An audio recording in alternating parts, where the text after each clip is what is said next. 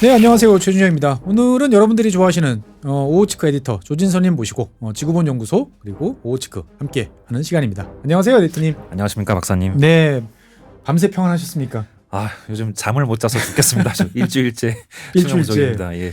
사실 이런 인사를 참 주고받는다는 게 참 좀 자괴감이 들기는 이제 합니다만, 사실 오늘 이제 에디터님 모시고 저희가 좀 나눠볼 이야기는 지난주부터 이제 비상계엄 때문에 상당히 이제 많은 분들이 피곤함, 그다음에 트라우마, 뭐 수면 부족 등등을 이제 호소하고 계신데, 외부에서 봤을 때 대한민국이 아닌 외부에서 봤을 때 대한민국의 이런 비상계엄 또는 뭐 내란 뭐 이런 여러 가지 이야기들을 어떻게 바라보고 있는지 궁금해서 오늘 한번 이제 모셨습니다. 네. 예. 사실 저도 이제 외신을 주로 다루는 뉴스레터를 운영하고 있는데, 지금은 한국 소식이 꼭 외신인 것 같아요. 한국 소식이 글로벌 뉴스이기 때문에 안 다를 수가 없습니다. 사실 그 비상계엄 소식이 전해졌을 때 저는 전혀 생각도 못 하고 있다가 딸내미가 아빠 비상계엄이 뭐야? 라고 그래서 그때 처음 알았는데, 우리 에디터님은 어디서 무엇을 하고 계셨는지 되게 궁금해집니다. 저는 이제 집에서 다음 날 보낼 뉴스레터를 구상하고 있었습니다. 이제 카톡이 막 날라오기 시작하면서 TV를 켰더니 이제 사단이 나더라고요.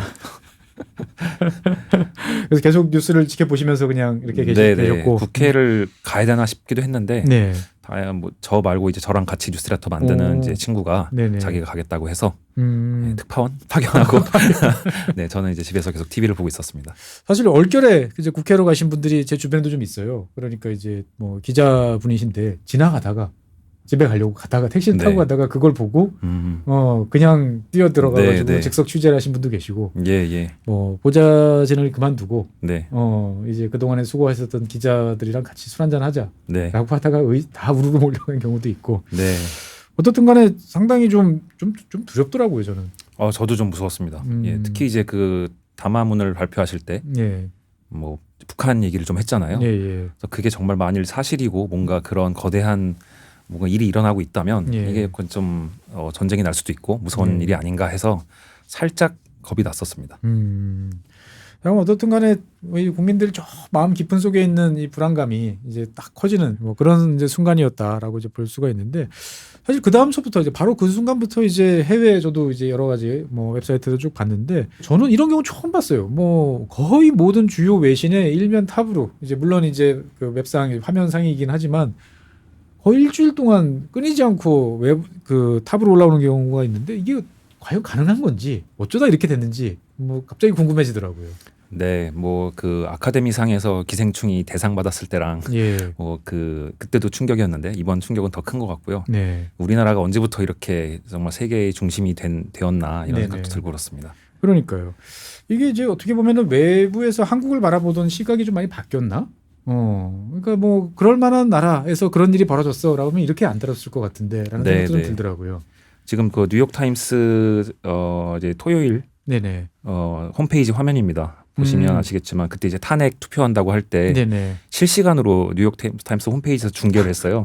근데 이게 지금 국제판이 아니라 US판입니다. 인터내셔널 아니고 US로. 네, US판에서도 한국에서 일어나고 있는 탄핵 투표 상황을 실시간 중계할 정도로 굉장히 주목을 많이 받았습니다. 근데 그렇게 보면 과거에 비해서 우리나라가 이제 글로벌 뉴스 그 사회에서 받는 주목이 엄청 커진 것 같아요. 뭐 사실 생각해 보면 우리나라가 이제 경제 규모로 봐도 뭐 한 10손가락 안에 꼽히는 나라잖아요. 그렇죠. 세계 10위권. 뭐 우리가 보통 이렇게 이야기하죠. 7위, 8위 정도 되는 것 같은데. 인구도 일단 꽤 많은 축에 속하고. 사실 한국 분들은 잘 이해 못 하시죠. 야, 1억 명도 안 되는데 뭐 인구가 많아 그러는데 5천만 되는 나라도 의외로 별로 없습니다, 보면. 그리고 또 이제 문화적으로도 굉장히 이제 우리나라가 많은 관심을 받고 있는 것 같아요. 그래서 제가 좀 생각을 해봤습니다. 세계 이제 탑에 드는 문학의 인물이 누가 있는지 봤더니 뭐 한강, 그렇죠, 노벨상, 블랙핑크, 그렇죠, 불핑, 임윤찬, 클래식에 또 이제 그 고상한 것을 즐기시는 분들은 또 다 아는 이름인 거죠. 그리고 손흥민. 그리고 미술계에서도 이제 굉장히 날리시는 분이 많은데 뭐 대표적으로 이불 작가 이런 분은 굉장히 유명하시고, 또 웹툰하고 웹소설도 그 B급 세계에서는 또 굉장히 지금 핫합니다. 전 세계적으로. 이런 것도 있고, 또 최근에는 이제 한식당도 이제 엄청 유행이잖아요. 그렇습니다. 뭐 떡볶이에 소주 드시는 영국 분들부터 시작해가지고. 뭐 뉴욕 타임스 식당 소개 이런 거 보면, 레스토랑 리뷰 이런 거 보면 한식당이 꼭 하나씩은 들어가더라고요. 좀 신기해요 보면은. 네, 그러게 말입니다. 그런 걸 봤을 때 이제 우리가 느끼는 우리의 지위보다 밖에서 보는 우리의 그 뉴스적 관심도가 더 커진 게 아닌가 이제 그런 생각도 들었습니다. 그러다 보니까 과거에는 우리끼리 조용히 문제 생기고 우리끼리 조용히 해결하면 나중에 그냥 간단하게 정리되고 넘어가던 이야기가 이제는 뭐 우리가 아는 것만큼 세계가 다 아는 것 같아요. 이게 어떻게 보면 우리나라에 와 계신 외신 기자 규모가 많이 늘어나서 그런가라는 생각이 드는데. 네, 그 안 그래도 말씀하셔서 제가 오늘 아침에 전화를 해봤어요. 아, 외신 기자 클럽에. 네, 외신 기자 클럽에 전화해봤더니 지금 우리나라에 등록된 외신 기자 클럽에 등록된 외신 기자 수가 300명 정도라고 하더라고요. 오, 많이 늘었다. 예. 이제 처음 1950년대 생길 때는 9명이었대요. 9명. 네, 그러니까 그동안 엄청 많이 늘었고 또 제가 기억해도 한 10년, 20년 전보다 한 2배 이상 늘지 않았나 네, 그렇게 생각을 합니다. 네네. 그 중에는 이제 한국 분이 한 3분의 2 정도 되고요. 그렇죠. 사실 뭐 뉴욕 타임즈 같은 경우도 보면은 조 기자님부터 시작해서 네. 한국 분들이 많이 계신 것 같아요. 네, 외신에 등록은 됐지만 이제 한국 분들이 많이 일하고 있고 또 이제 그 팬 기자뿐만 아니라 영상 기자, 사진 기자 네, 이런 거 다 포함한 숫자이긴 합니다. 그런데 또 그 300명에 들지 않은 사람도 있을 수 있고요. 뭐 클럽에 등록을 안 하면 그렇죠. 안 하는 사람도 있으니까. 뭐 프리랜서로 또 그냥 하시는 분도 계실 수 있고. 네, 보니까 이제 그 우리가 다 아는 뭐 뉴욕 타임스, 뭐 파이낸셜 타임스 이런 데는 다 특파원이 있지만 네. 그 각 나라의 이제 그 내셔널 신문들은 특파원까지 파견하지는 않지만 그래도 여기 있는 사람들을 통신원으로 쓰는 그런 경우도 써가지고 네, 네네. 많은 것 같습니다. 최근에 보면은 이제 그 BBC 뉴스가 이제 무슨 뭐 민족 뉴스 BBC 막 이렇게 사람들이 인터넷에서 종종 이야기하는데 얼마나 많은 분들이 이제 근무하고 계세요? 한국 BBC에는 보면. 아, 예, 뭐 그 미디어 관련 그 언론 매체 나온 걸 보면 한 20명 정도가 근무하고 계시다고 하더라고요. 20명 예. 크다. 네. 근데 이제 그 중에는 이제 한국어 서비스 하시는 분도 계시고 네네. 뭐 영상 하시는 분도 계시고 그러니까 모두가 다 어떤 외부로 나가는 미디어에서 근무하시는 건 아니겠지만 네, 어쨌든 사이즈는 그렇게 되는 것 같습니다. 과거에 이제 그 중국이 이제 홍콩에 대해서 통제를 강화하면서 홍콩에 있던 많은 외신들이 이제 어디론가 딴 데로 옮겨가는데 그때도 이제 뭐 서울로 온다 뭐 이런 이야기가 있었는데 실제로 그렇게 됐나요 보면?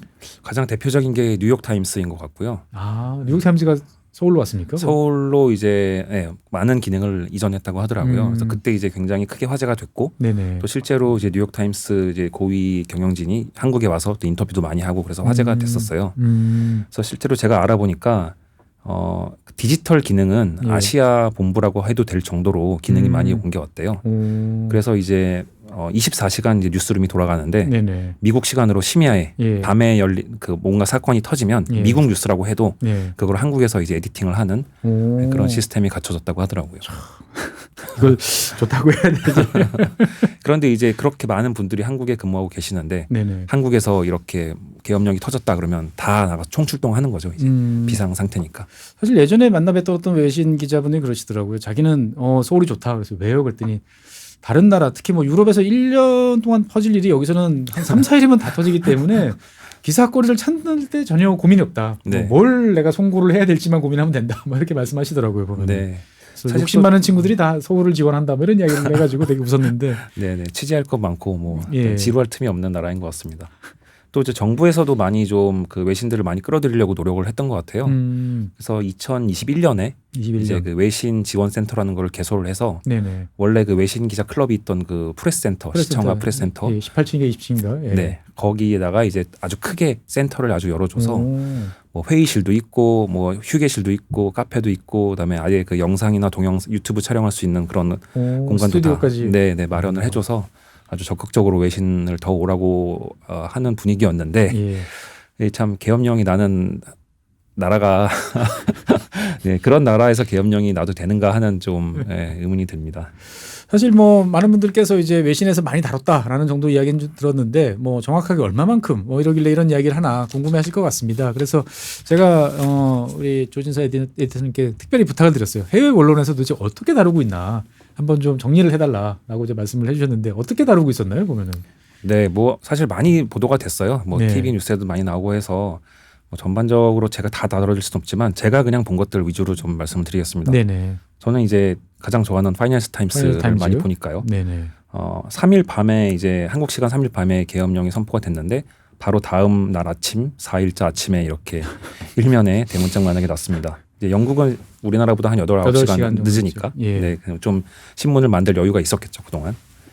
그래서 이제 크게 나갔고 사진에는 다 이제 국회 본청에 이제 진입한 혹은 난입한 군인들 사진을 썼어요. 군인들 분들이 다 이제 그 야간 투시경까지 다 이제 매달고 계셔서 기자나 편집자 입장에서 봤을 때는 극적 효과가 아주 쓰기 좋은, 아주 일면에 쓰기 좋은 사진이 된 것 같고 한국으로 보면 좀 민망하고 좀 속쓰린 그런 일면이 된 것 같습니다.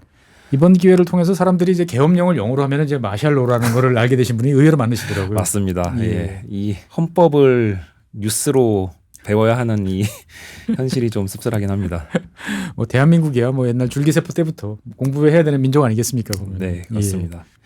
그래서 가디언 같은 경우도 이제 당일에 또 이렇게 크게 기사를 냈고요. 뭐 잘 아시겠지만 가디언은 약간 좌파 성향이 있는 영국에서는 그런 신문이죠. 그리고 다른 신문도 쭉 봤는데요. 이제 그 데일리 텔레그래프라는 신문이 있습니다. 이 신문은 뭐 한국에서 유명한 뭐 더 타임스나 가디언처럼 그렇게 아주 고상하진 않고 약간은 대중적인 많이 팔리는 그런 신문인데요. 톱 기사는 저기 그 왕실 이제 신문을 크게 썼지만 그 밑에 보시면 I broke into my own parliament to save South Korea from a coup라는 기사가 있습니다. 이걸 되게 재밌게 봤어요. 이것도 바로 그 다음 날 나온 기사인데 한국에 계신 통신원 분이 실제로 국회에 가서 이제 쓰셨더라고요. 직접 취재를 현지 직접 취재를 해서 거기 있는 그 국회의원 비서관 분한테 인터뷰를 딴 거예요. 이 비서관 분이 내가 일하는 국회에 내가 들어가기 위해서 경찰관 가랑이 사이로 기어 들어가야 됐다. 이제 이런 말씀을 하는 거를 이제 보도를 했습니다. 참 어떻든 간에 전 세계가 이제 보는 그런 이제 한국의 상황이군요 보면은. 또 굉장히 발빠르게 이제 이렇게 보도했다는 게 굉장히 놀라웠어요. 사실 이 시간에는 한국 언론들도 그렇게 심층 인터뷰 취재 막 이렇게 해서 신문에 나가기는 어려운 시간이었거든요. 어려운 상황이었죠. 상황 파악하기도 쉽지 않았는데. 그런데 불과 한 10시간 정도 만에 이렇게 신문 내는 보니까 대단한 생각이 들었습니다. 그냥 쿠데타로 보는군요 보면은. 그냥 쿱이 이제 쿠데타니까요. 그 다음에 이제 그 다음 날 5일자에 이제 파이낸셜 타임스에 드디어 사설이 나왔습니다. 저게 사설인가요? 네. 여기 보시면 이제 로고가 있잖아요. 로고 바로 옆에 들어가는 굉장히 중요한 자리입니다.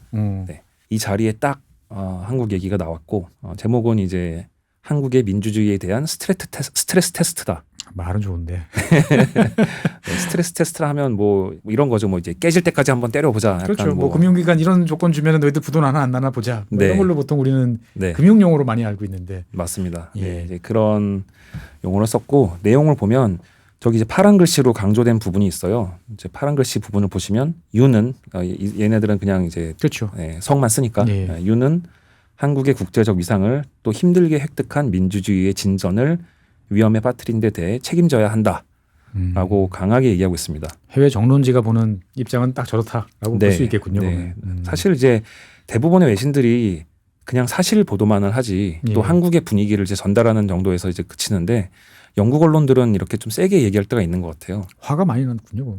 이 자기들이 약간 그 의회 민주주의의 본산이라는 이런 자부심이 좀 남아 있는 것 같기도 하고 또 세계 경영을 했던 마당에 약간 참견하기도 좋아하는 것 같고 뭐 좋은 참견이지만요. 그렇죠. 이런 책임감을 갖고 있는 것 같습니다. 여기도 마찬가지로 영국 언론이니까 또 세게 얘기해서 세게 이야기했습니다. 온갖 이제 강한 표현들을 쓰고 중간에 보시면 He has proved himself unfit for any office, let alone the presidency of South Korea. 그러니까 지금 대통령직이 문제가 아니라 어디에서 애니 오피스라 하면 그러니까 뭐 공직을 공직이든 뭐든 어떤 역할에도 맡아서는 안 될 사람이다라고 이렇게 굉장히 강하게 이야기를 했습니다. 슈드라는 표현이 참 그렇게 쓰인다라는 게 그렇습니다. 또 뭐 미국 얘기도 많이 보셨겠지만 이 왼쪽은 이제 월스트리트 저널이고요. 오른쪽은 뉴욕 타임스. 여기도 다 이제 비판하는 논조가 되어 있고 오른쪽 뉴욕 타임스 내용에서 보시면 이제 바이든 얘기가 나오는데 바이든이 굉장히 당혹하고 있을 거다라는 말입니다. 왜냐하면 바이든이 지금까지 우크라이나 전쟁도 그렇고 이제 그 세계 그 외교를 하는 데 있어서 민주주의파와 독재파 이렇게 프레임을 잡아가지고 가치 외교, 가치 외교를 해왔는데 그리고 또 윤석열 정권의 그 대한민국이 이 민주주의파의 굉장히 중요한 축으로 이렇게 자기가 홍보를 많이 해왔는데 갑자기 이제 편을 바꿔서 이제 마샬로를 들고 군사 독재 쪽으로 이제 편을 바꿔버리니까 이제 이거 어떻게 되나 미국 입장에서 봤을 때는 정말 그렇겠군요. 보면은 임기 말에 좀 당황한 것 같습니다. 그리고 말씀하신 가까운 나라 이제 중국입니다. 네. 뭐 중국 반응도 많이 이미 보도가 돼서 잘 아실 거라고 생각하는데요. 중국말로 뭐라고 했냐 하면 한국뿐만 아니라 전 세계에서 이런 이상한 일을 본 적이 없습니다. 네, 다른 데도 아니고 중국한테 저런 얘기 듣는다가 좀 네, 조롱하는 거죠. 네. 그래서 이제 그 중국에 계신 지인들한테 물어보니까 그 사실 중국이 이런 얘기 해도 되나 우리는 그렇게 생각하잖아요. 근데 기본적으로 중국이나 러시아는 이제 윤 대통령을 싫어했기 때문에 네. 굉장히 싫어했기 때문에 지금이 조롱할 찬스다 이렇게 생각하고 있는 것 같습니다. 그렇게 볼 수 있겠군요. 보면. 네, 이제 이모티콘 같은 것도 돌고 있대요. 이제 보면 왼쪽은 이제 계엄 시작했다, 네. 계엄 끝났다 이런 짤도 돌고 있다고 하고요. 그리고 이제 일본 반응을 보면 일본은 약간 다르죠. 일본은 이제 윤석열 대통령이 이제 일본하고 친해지려는 그렇죠. 노력을 많이 했었으니까 예, 상당히 많이 놀랐던 것 같아요. 거기에 대해서 이제 아쉬움을 표현하는 분들이 많다고 하고요. 이제 이것은 아사히 신문입니다. 아사히 신문 디지털 이제 유튜브 채널이고요. 맨 밑에 있는 것이 이제 가장 최근에 올라온 것인데 밀월의 일한 이제 끝났나. 그리고 이것은 이제 산케이 신문 또 우리나라에서 유명한 예. 어떻게 보면 일본보다 우리나라에서 더 유명한 것 같은 산케이 뉴스 유튜브인데 아 밑에 쪽 참 한자가 참 눈에 많이 들어옵니다. 예, 한번 읽어주시겠어요? 예, 한국 대통령 계엄령과 자폭 뭐 하다 뭐 이런 뜻이죠 맞습니다. 보면은. 예. 예. 자폭인가? 예. 네, 이제 이런 그 강한 어조로 이제 썼는데 또 이제 이것도 궁금해서 이제 일본에 계신 지인한테 물어봤어요. 야, 이게 산케이가 그러면 지금 야당이 정권 잡는 걸 좋아해서 그러는 거야? 그럴 리는 없잖아. 네. 물어봤더니 아 그런 거 다 필요 없고 일단 한국이 잘못되는 거를 좀 찬스를 조회수 끌려고 하는 것 같다라고 말을 하더라고요. 근데 이제 다행히 이제 이게 아주 영향력 있는 그런 유튜브는 아니고요. 그렇죠. 보면은 뭐 예.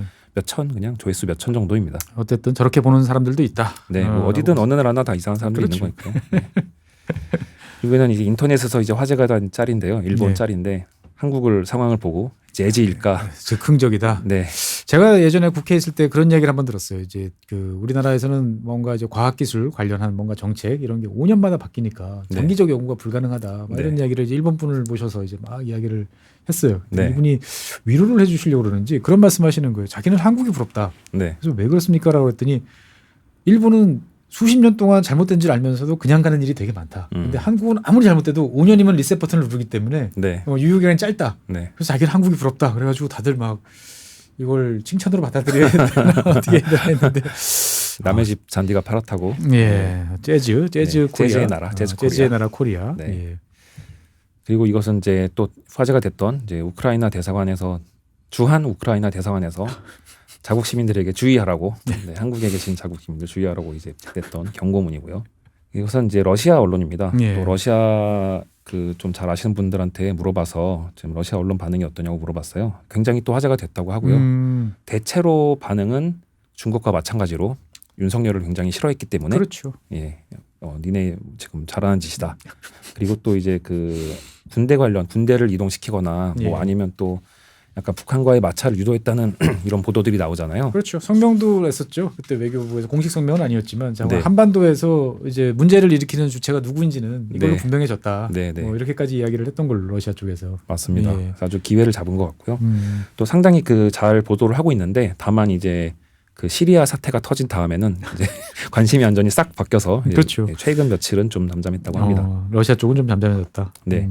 또 러시아 언론도 이제 그 종류가 굉장히 다양한데요. 아까 방금 보여드린 이 코메르산트는 모스크바에 있는 이제 주류 네. 언론이고, 요 메두자라는 건 그 유럽으로 간 일종의 망명 언론, 네. 자유 언론처럼. 네, 자유 언론이래요. 이제 여기서는 한국에 계신 러시아 교수님이 이 표도르 테르티스키라고 하시던 이 교수님께서 국민대에 계시대요. 랑코프 교수님이신가? 랑코프 교수님 따로. 따로. 네네, 따로. 랑코프 교수님도 많이 쓰셨더라고요. 예. 네, 안드레이 랑코프 교수님도 많이 쓰셨고, 요 분이 이제 당일에 이런 그 글을 써서 이제 올리셨어요. 러시아어로 올리신 건데 이제 자동 번역이 된 건데, 네네. 그 내용을 보면 이제 재밌는 게 있어서 가져왔습니다. 1993년에 옐친이 했던 행정명령 1400호와 그나마 비슷하다. 정확히 비교하기는 어렵지만, 근데 저는 요 사태를 잘 모릅니다. 왜냐하면 너무 어렵기 때문에 그때. 네, 박사님은 잘 아실 것 같아서. 예, 뭐 장관 쿠데타와 관련된 이제 그 당시 시기였던 것이 아닐까. 네, 제가 기억하기로는 그때 막 탱크가 탱크가 이제 막 그 의사당을 포격하고 하는 말 그대로 마오가 말하던 네. 사령부를 포격하라는 게 러시아에서 현실이 됐다. 뭐 이런 이야기를 했던 기억이 나는데. 네, 예. 그런 이제 비교를 했고요. 또 이분은 이제 북한 전문가셔서 북한의 반응이 어떨까라는 질문에 대해서는 예. 북한이 지금 특별히 뭘 할 필요가 없어 보인다. 그냥 뭐 조롱하는 정도, 윤석열 대통령은 조롱하는 정도에 그치지 않을까? 그리고 정권이 바뀌면 당연히 좋아할 것이다. 이제 이 정도 얘기하고 있습니다. 예.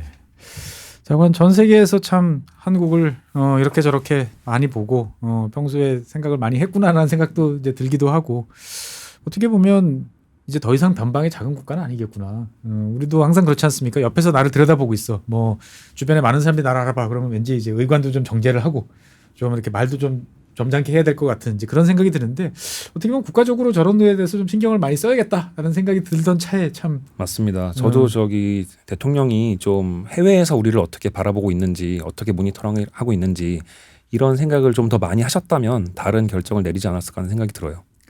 참 안타까운 일입니다. 어쨌든 이제 최근 들어서 이제 전 세계적으로 뭐 한 일주일 정도 그리고 이제 그 시리아 정부 붕괴 이전까지 거의 뭐 전 세계 탑을 이제 쓸다가 이제 더 큰 이제 시리아 정부 붕괴가 나타나니까 다 이제 그쪽으로 관심이 갔는데 그럼에도 불구하고 이제 미국에서는 이제 그 한국 사태를 보고 야 이거 47대 대통령이 계엄령 발동하면 어떡하지?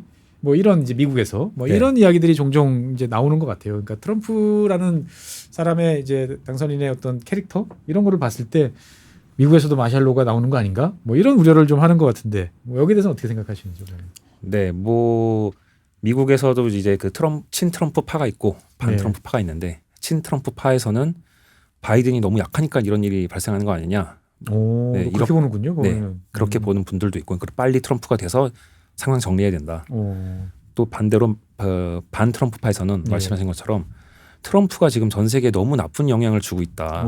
저렇게 막 나가도 된다. 네, 막 가도 된다는 인상을 주기 때문에 저러는 거다. 이런 말을 하면서 결국에 이제 그분들이 하고 싶은 거는 트럼프가 나쁘다라는 말을 하기 위해서 이제 소재로 쓰는 거죠. 그렇죠. 뉴욕 타임즈에 났었죠 한번. 네, 맞습니다. 그 뉴욕 타임스 이제 기사 칼럼이 났는데 미국에서도 이제 마셜로가 벌어질 수 있느냐라는 제목이고 이 글 쓴 분이 누군지 봤더니 변호사 출신이셨어요. 특히 이제 군 쪽 일을 많이 하시는 변호사로 20몇 년 일하시다가 이제 칼럼니스트가 작년에 되신 분이라서 이런 분야에 좀 관심이 많으신 것 같아요. 그래서 이제 내용을 보면 미국에서 계엄령이 일어날 수 있느냐? 숏 앤서는 노다. 단기적으로는 아닐 것 같지만. 네, 하지만 롱 앤서는 예스다. 왜 그러냐 하면 한국처럼 그렇게 대통령에게 그 엄청난 권한을 주는 견제를 받지 않는 엄청난 권한을 주는 그런 계엄령 같은 제도는 없는데 그렇죠. 헌법에는 없으니까. 네, 헌법이 없고 헌법을 오버라이딩 할 수도 없고 그다음에 그 사법기관의 견제를 받지 않으면서도 계엄령을 선포할 수 없는데 다만 조항 중에 외국의 그 인베이전 침략이 있을 때는 군대를 투입해서 거리의 치안을 담당할 수 있다라는 조항이 있다는 거예요. 근데 그 인베이전이라는 거를 어떻게 정의하느냐? 대통령 마음이죠. 뭐. 예, 이를테면 뭐 부정선거 이거 인베이전 아니야? 인베이전. 뭐 불법이면 인베이전. 네, 불법이면 약물 계속 들어오는 것도 인베이전. 네.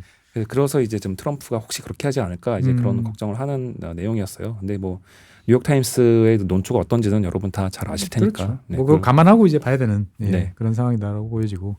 그래서 또 이제 궁금해서 뭐 찾아본 김에 미국에서 실제로 계엄령이 있었나? 를 찾아봤습니다. 그랬더니 무려 68회나 있었대요. 68회. 근데 이제 역사가 250년 정도 되니까. 그럼 거의 4년에 한 번 정도씩은 발동이 됐다라는. 그런데 이제 미국의 경우는 이제 주 단위로도 계엄령을 그렇죠. 사실은 폭동이 자주 벌어지지 않습니까? 보면. 좀 거친 나라니까. 그렇죠. 그래서 이제 그 굉장히 작은 단위로 도시 단위로 계엄령을 내리거나 아니면 심지어 마을 단위로 내리거나 이런 일이 굉장히 많았고 그것이 이제 대부분이고요. 좀 큰 건에 보면은 큰 건을 보면 대표적으로 이제 진주만. 그렇죠. 네. 하와이 때. 하와이 진주만이 폭격이 있었을 때 그때 하와이에 계엄령이 내려졌고 그 다음에 남북 전쟁. 그렇죠. 링컨 대통령 시절에. 링컨 대통령이 이제 그 전국을 그때는 전국적으로 이제 계엄령을 내린 사건이 있었습니다. 어쨌든 미국은 이제 이 마셜로라는 게 이제 상당히 유연한 규모로 그러니까 저기 화면에 보시는 것처럼 레이버 디스퓨트 해가지고 노사쟁이 때도 이제 1920년대 뭐 이럴 때 또 좀 재밌는 건이 하나 있었는데요. 주지사가 정부를 상대로 연방 정부를 상대로 싸우기 위해서 계엄령을 내린 적도 있었어요. 1800년대 중반인 것으로 기억이 나는데 그 유타주 있지 않습니까? 이제 모르몬교. 이제 몰몬교의 2대 교주인 그 브리검 영이라는 분이 알아요. 그분이 이제 그 유타가 스테이트는 아니고 네. 그 테리토리라고 해서 준주 네, 준주가 이제 됐을 때 네. 그분이 그 준주의 이제 주지사가 된 거예요. 그런데 연방 정부에서 그 유타주에 대한 권한을 더 자기가 연방 정부에서 많이 가져가려고 하니까 이제 몰몬교들이 이거 안 돼, 우리는 뺏길 수 없어 해서 계엄령을 선포하고 총동원령을 내렸군요. 보면. 네, 총동원도 내려서 실제로 연방 정부관하고 대치는 했는데 뭐 전투까지는 하지 않고 네, 서로 이렇게 잘 합의하는 선에서 우리 생각에는 참 아송달송한 나라가 미국입니다. 보면 그렇습니다. 예. 어떻든 참 보면 여러 가지 이야기들이 참 많습니다만 이번 사태를 통해서 앞서도 말씀드렸지만 사실 계엄 그러면 저도 저희 아들이나 딸한테 계엄이 뭐야? 그럼 무슨 말인지 모르겠다 그러더라고. 그래서 영어로 마셜로야. 네. 그랬더니 군인들이 나오는 거예요? 그냥 금방 알아듣더라고요. 그러니까 네, 이 계엄이란 말이 뭔가 군인들이 나와서 뭔가 한다는 거를 좀 은폐하는 네. 이런 효과가 있는 것 같아요. 보면. 맞습니다. 사실 마샬로라는 단어도 그렇게 영어에서 쉬운 단어는 아니잖아요. 그렇죠. 네, 일상적으로 쓰는 단어는 아니니까. 네. 근데 우리나라 말 계엄은 더 어렵잖아요. 더 어렵죠. 한자로 이게 개는 무슨 개자고 엄은 무슨 엄자 이거를 아는 사람이 별로 없는데 예. 뭐 우리나라의 그 어려운 한자 말이 대부분 그렇듯이 이제 일제 시대 일본에서 들어온 말이라고 하고요. 그럼 일본은 이걸 어디서 베꼈냐 하면 프랑스라고 합니다. 프랑스에 이제 이거 발음 잘해야 되는데. 예. 저도 못하기 때문에 상관없습니다. 네. L'état de siege라고 하는 네. 예. 그런 이제 그 말이 있는데 이게 이제 State of Siege입니다. 영어로 하면. 그러니까 siege가 이제 그 포위, 공성 이제 이런 뜻이잖아요. 예. 뭐 이제 그 스타크래프트 하시는 분들은 이제 시즈 탱크 있으니까 예. 그렇게 이제 외적이 지금 쳐들어오는 상태에 있는 그런 상태라는 말이 있고 거기에 대해서 이제 그 경찰이 아닌 군대가 치안을 담당하게 하는 그런 규정이 있고 일본이 이제 메이주이신 이후에 네네. 그 1880년대에 이제 그거를 이제 본따 가지고 계엄령을 만들었대요. 그래서 실제로 일본이 그 다음부터 이제 그 한반도도 먹고 중국도 먹고 이제 계속 침략을 하잖아요. 네네. 그러면서 침략한 땅에 대해서 계속 계엄령을 내렸다고 합니다. 그래서 이제 그 계엄이라는 말은 그 일본에 있는 말 중에 이런 어려운 한자지만 적장지 설비왈 계엄. 예. 적장이 다가오니 엄히 경계하라라는 말이 있는데 적이 다가오니까 네 거기서 엄히 경계하라는 말을 딱 떼서 이제 계엄 네, 이렇게 그냥 멋있게 이름을 붙였다고 해요. 근데 이제 이거를 그 한자를 하는 사람들이야 보면 뜻을 알지만 네. 이제는 우리가 한자를 거의 쓰지 않기 때문에 그렇죠. 그냥 계엄이라고 해놓으면 이게 무슨 말인지 잘 저 같은 세대 어릴 때부터 이제 계엄령이 뭔지 이제 피부로 체험했으니까 예, 갑자기 이제 군인들이 막 쫙 나오고 다들 눈치 보고 네. 이제 그 사회적 분위기라는 게 있으니까 계엄이라는 말만 딱 들어도 쫄리는 이제 네. 그 마음이 딱 있는데 사실은 저걸 한자로 써놓고 한자가 아니라 한글로 딱 써놓고 나면 네. 요즘 젊은 세대들은 뭐지? 네. 라고 할 수밖에 없을 것 같아요. 맞습니다. 그리고 나이 드신 분 중에서도 좀 그 의미를 잘 파악하지 못한 분이 바로 대통령 아니신가 싶은데요. 왜냐하면 이게 그 3일날 대통령이 말씀하신 문장이에요. 그 계엄령을 선포하면서 나는 자유헌정 질서를 지키기 위해 비상계엄을 선포합니다라고 했거든요. 근데 비상계엄이라는 게 마샬로인데 마샬로의 의미는 헌정 질서의 중단이죠. 그렇죠. 자유헌정 질서를 중단한다는 의미거든요. 중단해서라도 뭘 해야 되니까 이거 하겠다는 네. 건데. 그러니까 뭐 국가 안보를 위해 네. 자유헌정 질서를 잠시 중단하고 계엄을 선언합니다. 이렇게 했어야 자연스러운 건데 네네. 자유헌정 질서를 지키기 위해 계엄을 선언한다고 하니까 이건 약간 어폐가 있는 거고 물론 무슨 말을 하려고 하는지는 알겠지만 의도는 알겠지만 네, 의도는 알겠지만 어폐가 있는 거고 만약 이것이 좀 더 직접적인 단어였다면 예를 들어 군사통치라거나 이런 단어 이런 것이 이제 법적 용어였다면 예. 이런 말씀은 안 하셨을 것 같아요. 본인이 말해도 어색하니까. 정말 그렇네요. 이제 그냥 들었을 때는 그냥 넘어갔는데 막상 저 글자로 이렇게 화면으로 보고 나니까 이게 앞뒤가 안 맞구나. 네, 앞뒤가 안 라는 맞죠. 생각도 좀 드네요. 보면. 네, 이 문장 자체에 이제 아이러니가 있는 거죠. 사실 이번 이제 계엄을 토대로 봤을 때 사실 참 많이 놀란 거는 또 이 군이 어떻게 움직여야 되나, 군인은 어떤 존재인가라는 사실 많은 생각들이 지금 온 사회 구성원들이 여러 가지로 하시는 것 같아요. 그러니까 일단은 뭐 군인 그러면 당연히 상명하복이지. 특히 대한민국 남성들은 군대 갔다 온 사람들은 뭐 다들 알지만. 너무나 이건 부당한 명령일 때는 과연 어떻게 해야 되나? 우리가 뭐 예전에 이제 그 많은 헐리우드 영화에서 보면은 그런 거 있었지 않습니까? 이제 부당한 명령에 대해서는 단호하게 이제 거부를 해야 된다. 그렇지 않으면 오히려 너가 처벌받는다. 네. 예, 라는 이야기가 있는데 실제로 이게 과연 어떤 식으로 이제 통용이 되는지 우리가 영화에서 본 이야기가 진짜 맞는 건지 뭐 네. 갑자기 이제 그런 궁금증도 좀 생기네요 보니까. 한국군에 대해서 말하기는 좀 조심스러워서 네. 미군의 경우를 돌려서 빌려서 이제 생각을 해봤습니다. 네네. 네 가지 경우가 있을 것 같아요. 네 가지. 네, 명령이 합법적이거나 불법적일 수 있고, 네. 그 다음에 그걸 따르느냐 안 따르느냐가 따르느냐. 있으니까 네네. 2x2 매트릭스로 이제 생각해 볼 수가 있겠죠. 네네. 그래서 이제 합법적인 명령을 따랐어. 그럼 전혀 문제가 그럼 없죠. 문제가 뭐 당연히 이제 군인으로서는 해야 되는 문제고. 네. 그리고 이제 불법적인 명령을 따르지 않았어. 네. 그것도 문제가 없습니다. 미군에서는 전혀 문제될 거 없다. 네, 미군에는 아예 그 합법적인 명령을 따라야 한다는 그 법 조항이 있기 때문에 불법적인 명령은 따르지 않아도 처벌할 수 없는 거죠. 물론 당시에 뭐 혼나긴 하겠죠. 당장 명령- 이제 뭐 욕을 먹겠지만. 네, 당장 욕을 먹고 뭐 즉결청을 한다니 이런 말을 들을 수는 있지만 어쨌든 다 지나고 나서 봤을 때 불법적인 명령을 따르지 않으면 그거는 문제가 아닙니다. 네. 그리고 또 이제 합법적인 명령인데 따르지 않았다. 이거는 당연히 문제가 되죠. 네, 그건 당연히 군이니까 처벌을 항명이죠. 받아야 예, 되죠. 예. 그런데 이제 가장 이제 애매한 것이 불법적인 명령을 따랐을 때, 그렇죠. 네, 이거는 이게 정당화가 되느냐? 사실 상당히 애매할 것 같아요. 왜냐면은 명령을 받아서 내가 집행을 해야 되는 네. 입장. 당연히 그게 훈련이 익숙한 사람들일 텐데. 네, 그런 이제 예. 역사적으로 그런 케이스가 많아서 이제 사례들이 있습니다. 이게 네네. 사실 법적으로는 명확하지 않다고 하고요. 왜냐하면 아까도 말씀드렸지만 합법적인 명령을 따르라고만 되어 있지 불법적인 명령을 따르면 처벌한다는 규정은 없는 거예요. 이게 뭐 아다르고 어다르지만 예. 정확히 말하면요. 그래서 이제 여러 가지 사례가 있는데요. 박사님께도 잘 아시겠지만 네네. 그 트럼프 때 네. 네. 트럼프가 이제 또 무슨 사고를 칠 것 같으니까 그렇죠. 미리 엄포를 놨죠, 이제. 네. 군인들이 이제 대통령이라도 엄한 지시를 내리면 따르지 않겠다. 그 당시 핵공격이었죠, 보면은. 네. 예. 그 정도 사이즈가 되니까 이제 당당하게 이거는 따르지 않겠다고 말할 수 있는 것 같아요. 네네. 또 다른 케이스로 보면은 베트남전에서 이제 미군들이 이제 그 민간인들을 학살했을 때 네. 이런 것에 대해서 문제가 되고 나중에 이제 처벌을 받은 케이스가 있습니다. 근데 많지는 않아요, 사실. 많지는 않지만 어쨌든 잘못이 확실할 때는 이제 처벌을 받는 경우가 있고요. 항상 영화에서 많이 다루는 것 같아요. 네. 또 뭐 좀 최근 케이스로는 이제 그 아부가립 이라크에 있는 감옥에서 악명 높았던 그 수용소, 네, 감옥. 예. 미군들이 이제 그 죄수들을 막 학대하고 그다음에 막 옷 벗기고 막 사진 찍고 막 이제 이런 그렇죠. 짓들을 많이 했잖아요. 예. 네, 거기 관련된 이제 군인들이 처벌을 받았습니다. 이거 명령이었다고 해도 네네. 이거는 누가 생각해도 이거는 불법이잖아. 이렇게 확실하기 때문에 이제 처벌을 네네. 받은 거예요. 어. 그래서 이제 미군의 경우는 핵심은 불법적인 거는 따르면 안 되는데 네네. 사실 현장에서 이게 불법인지 아닌지 판단하기 어려운 경우가 많다는 거는 인정을 하고 현장에서 그것을 확실히 인지할 수 있었는지 여부를 기준으로 이제 불법 여부를 그 처벌 여부를 이제 판단한다고 합니다. 도저히 뭐 그거에 대한 판단을 내리기 어려울 정도 급박한 상황이었는지 네. 본인이 뭔가 판단하고 행동할 수 있음에도 불구하고 네. 잘못된 행동으로 옮겼는지 네. 거기에 따라 다르다. 네. 그래서 우선 명령이라고 무조건 복종해야 된다 이런 거는 이런 건 아니다. 아닌 문화입니다. 특히.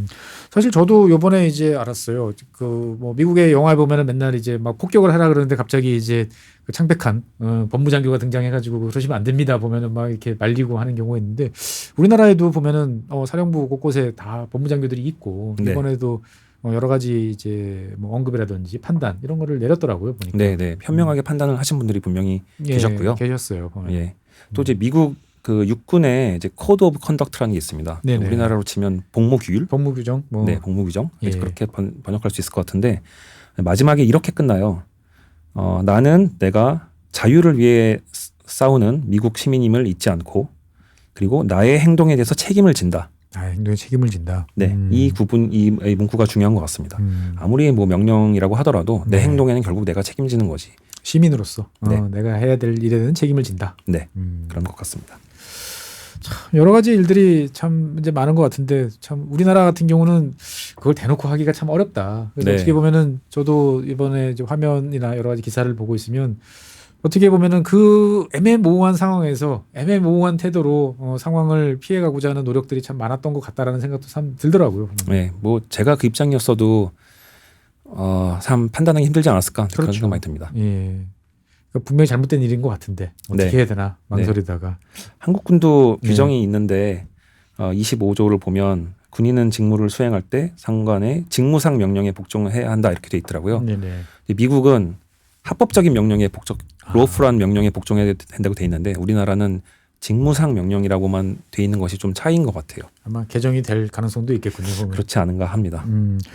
어떻든 간에 참 외신을 통해서 본 한국에 대해서 보면 많이 충격을 받았다. 전 세계가 많이 놀랐다라는 생각도 들고 어떻게 보면 저희가 그동안에 싸우고 뭐 해서 여기까지 온 것들에 대해서 되게 인정을 많이 받았구나라는 것들. 근데 그것이 허물어지는 모습에 대해서 되게 그것도 특히나 이제 내부적으로 한순간에 허물어지는 모습 그리고 그걸 다시 되돌리려고 하는 노력에 대해서 여러 가지로 생각들이 많다라는 모습이 드는데 반대로 생각하면 그만큼 전 세계적으로 봤을 때 민주주의가 지금 상당히 취약한 상태에 왔다는 위기감이 이 선진국 특히 뭐 이제 엘리트들이라든지 이런 사람들 사이에 되게 많은 것 같다라는 생각도 드는데 어떻게 생각하시는지요? 보면 제가 그만큼 이 세계사를 관통해서 볼 만한 경륜은 없는 것 같습니다. 그리고 이제 우리나라도 사실 역사가 짧잖아요. 민주주의 그렇죠. 역사가 뭐 40년 정도밖에 안 된 거니까 이것이 민주주의가 후퇴하고 있다고 봐야 되는 건지 아니면 그냥 정상적인 과정에서 생기는 딸꾹질 같은 건지 그렇죠. 예, 그렇게 봐야 잘 확실히 잘 모르겠고요. 당장은 굉장히 비극적이고